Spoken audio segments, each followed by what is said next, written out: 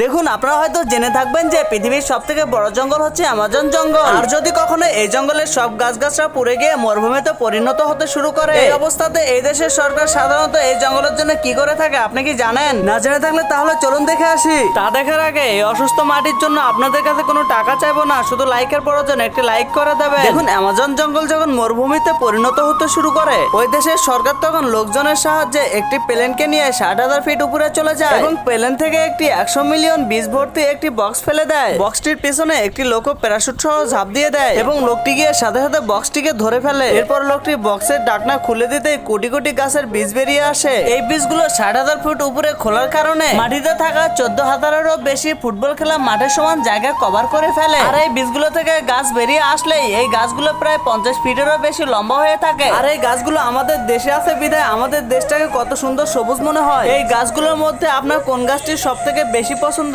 বা কেনই পছন্দ তা অবশ্যই কমেন্ট করে জানাবেন।